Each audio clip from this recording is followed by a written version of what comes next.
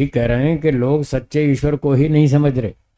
बिल्कुल ठीक कहा आपने। लोगों को ये पता ही नहीं कि असली ईश्वर है कहाँ, कैसा है, कहाँ रहता है, कैसे मिलेगा, ये नहीं मालूम। क्यों नहीं मालूम? वेदों को नहीं पढ़ते, ऋषियों के ग्रंथ नहीं पढ़ते, इसलिए उनको यही पता नहीं कि ईश्वर है कैसा। जिसने कुछ सुना दिया और हम वो दिमाग में बैठ गया, बस उसी के पीछे पड़ गए। विचार नहीं किया, परीक्षा नहीं की, गहराई से जाना नहीं कि क्या जो मैं सुन रहा हूं, जो मुझे बताया जा रहा है वो ठीक भी है या नहीं। उसकी पहले परीक्षा करनी चाहिए। आप कपड़ा खरीदने जाते हैं, आपको कपड़े की पहचान नहीं है तो दो आदमी साथ लेके जाते हैं ना जिसको कपड़े की पहचान हो, भाई हमको अच्छा कपड़ा दिला लाओ, आप उसकी सहायता लेते हैं। आपको सोने के आभूषण खरीदने और आपको सोने की पहचान नहीं है तो आप एक अच्छे बुद्धिमान को साथ लेके जाते हैं जिसको सोने की पहचान हो, उसकी सहायता से फिर आप ठीक चीज़ खरीद के लाते हैं।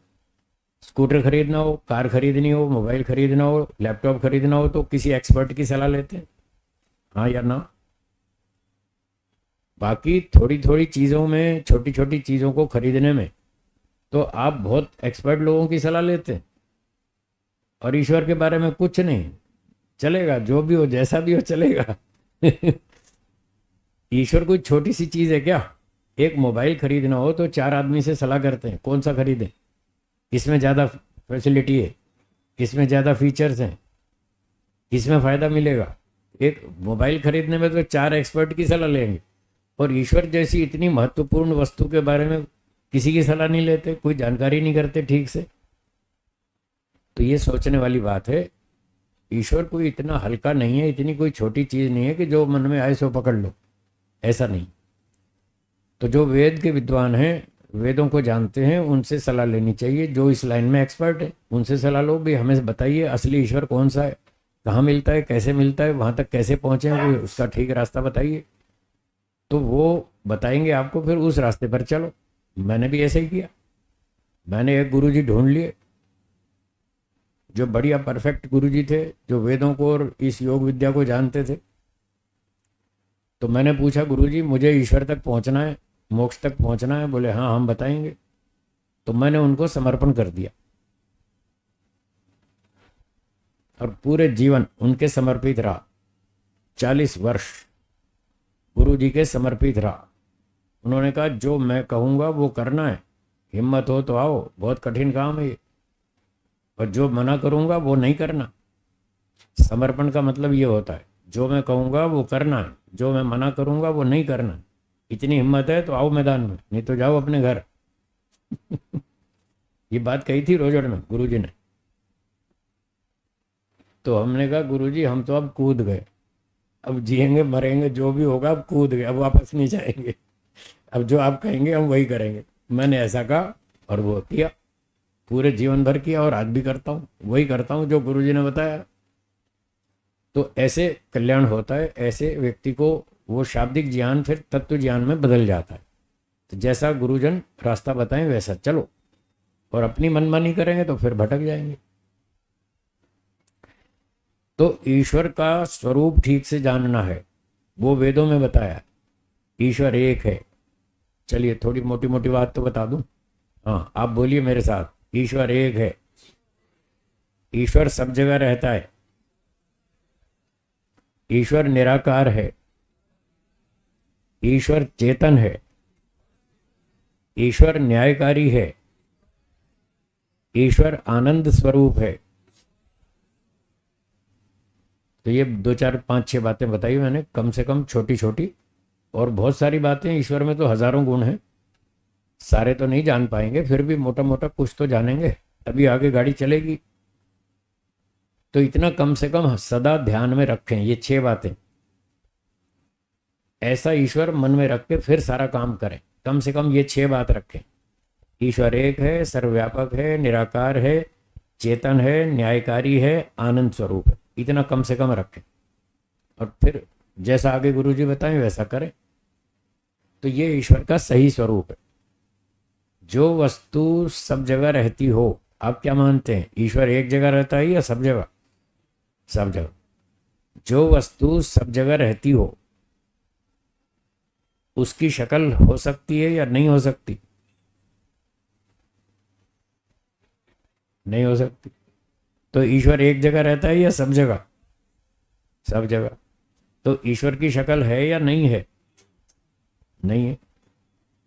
अच्छा, जिसकी शक्ल होती है उसकी तो हम फोटो बना सकते हैं, हाँ या ना? जिसकी शक्ल है उसकी तो हम फोटो बना सकते हैं, और जिसकी शक्ल ही नहीं उसकी फोटो बना सकते हैं। आप हवा की फोटो बना सकते हैं, हवा की। आकाश की फोटो बना सकते हैं। क्यों?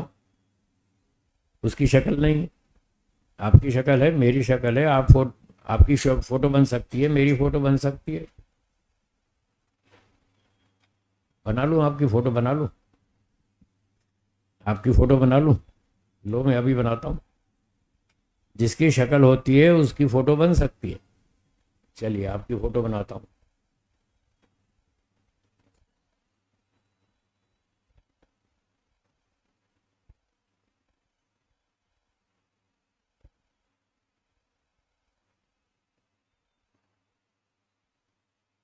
जिसकी शक्ल होती है उसकी फोटो बन सकती है, और जिसकी शक्ल नहीं है उसकी फोटो भी नहीं बन सकती।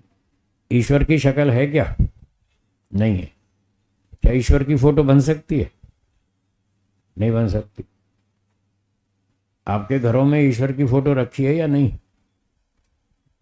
अब हाँ ही कह रहे। अब कहाँ से आ गई फोटो? अभी तो आप ही कह रहे थे कि फोटो नहीं बन सकती, फिर आप कहते हैं फोटो रखी है। तो ये दोनों बातों में विरोध है। या तो ईश्वर की फोटो नहीं बन सकती, अगर नहीं बन सकती तो आपके घर में जो फोटो रखी है वो ईश्वर की नहीं है। और यदि बन सकती है तो फिर आप ये क्यों कह रहे हैं कि ईश्वर की फोटो नहीं बन सकती? फिर आपकी बात में टकराव है। तो फिर से बताइए, क्या ईश्वर की फोटो बन सकती है? नहीं बन सकती। ठीक है, फाइनल।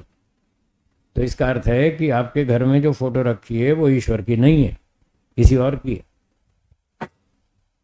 फोटो रखनी चाहिए, मैं फोटो का विरोध नहीं कर रहा। फोटो तो रखनी चाहिए। आप अपने दादाजी की फोटो भी रखते हैं घर में, कोई जो बड़े बुजुर्ग हैं हमारे उनकी फोटो रखते हैं ना। फोटो रखने में बुराई नहीं है। महापुरुषों की फोटो रखनी चाहिए, माता पिता की, दादा दादी की, बड़े बुजुर्गों की, वीरों की, देशभक्तों की, ऋषियों की, महात्माओं की, संतों की फोटो रखनी चाहिए, उससे प्रेरणा मिलती है। फोटो रखने में बुराई नहीं है। पर उसको ईश्वर मान के उसकी पूजा करना ये ठीक नहीं। बस मैं इतना ही कह रहा हूँ। उनको ईश्वर न माने, उनकी ऐसे पूजा नहीं करें, आरती करके उनकी फोटो की पूजा ना करें। ईश्वर को समझें। जैसे अभी बताया, ईश्वर एक है, वेदों में लिखा है स एक एव। ईश्वर एक है, न द्वितीय, न तृतीय, न चतुर्थ, न पंचम। सब मना कर देंगे। न दो ईश्वर हैं, न तीन हैं, न चार हैं, न पांच हैं, न छह हैं, न सात हैं, न आठ हैं, न नौ हैं, न 10। पूरी गिनती भी सिखा दी। ये वेद में सारी गिनती भी सिखाई है, मैथमेटिक्स भी बताया। तो दो नहीं है, तीन नहीं है, 10 तक मना कर दिया। ईश्वर 2 3 4 5 6 7 8 9 10 नहीं है, स एक एव, एक ही है। तो ये बात कहाँ से आई जनता में? वेदों में से आई कि ईश्वर एक है। लोगों ने ये तो रट रखा है कि ईश्वर एक है, और वो सब जगह रहता है, ये भी ठीक रटा हुआ है। ईश्वर एक है सब बोलते हैं, ईश्वर सब जगह रहता है सब मानते हैं। बस तीसरे वाक्य में गाड़ी बिगड़ जाती है, अटक जाती है, फिर भटक जाती है। फिर हम कहते हैं जो एक है सब जगह रहता है, क्या उसकी शक्ल हो सकती है? तो यहाँ गाड़ी अटक जाती है। कहते हैं हाँ हो सकती है। तो कैसे हो सकती है? कि हमारे घर में रखी है। तो यही तो सोच रहे थे हम, ये जो घर में रखी है वो ईश्वर की है या किसी और की है? यही तो विचार करना है। यहाँ पर आपको न्याय विद्या काम आएगी। सत्यासत्य का निर्णय करने के लिए दुनिया में एक ही विद्या है, वो है न्याय। मैंने पहले भी बताया था, फिर दोहराता हूं। जैसे हमारे शरीर में आंख, आंख की जो कीमत है वो हमारे जीवन में न्याय विद्या की कीमत है। जिसकी आंख ठीक ठाक है वो सड़क पे ठीक ठाक चलेगा, चोट खाने से बचेगा, दुर्घटना से बचेगा। और आंख ठीक नहीं है तो जगह जगह चोट खाएगा। तो जिसको न्याय विद्या मालूम है वो नहीं भटकेगा, वो सही बात को समझ जाएगा, सही और गलत का निर्णय ठीक कर लेगा, वो भटकने से बच जाएगा और सही रास्ते पर चलेगा। जिसको न्याय विद्या मालूम है और जिसको नहीं मालूम वो जगह जगह भटकेगा, चोट खाएगा। तो जैसे ठीक यात्रा करने के लिए आंख ठीक होनी चाहिए, ऐसे जीवन में सही निर्णय लेने के लिए न्याय विद्या की जानकारी होनी चाहिए। उसके बिना आप गड़बड़ करेंगे, गलतियां करेंगे।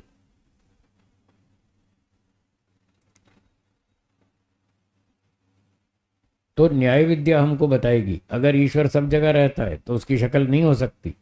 जब नहीं हो सकती तो फोटो भी नहीं बन सकती, फोटो नहीं बन सकती तो फिर पूजा क्यों कर रहे हो फोटो वाले की।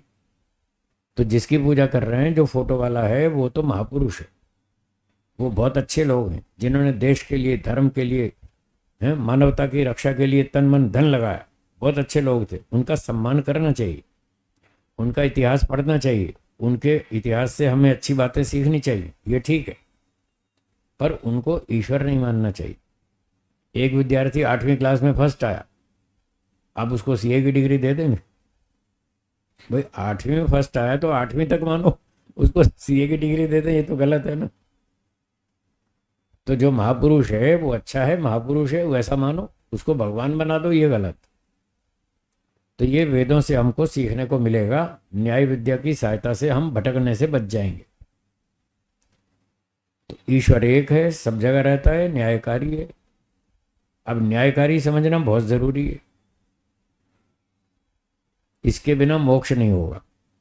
न्याय विद्या को समझे बिना मोक्ष नहीं होगा। ईश्वर न्यायकारी है इस बात को समझे बिना मोक्ष नहीं होगा। मोक्ष तो छोड़ो, अगला जन्म मनुष्य का भी नहीं मिलेगा।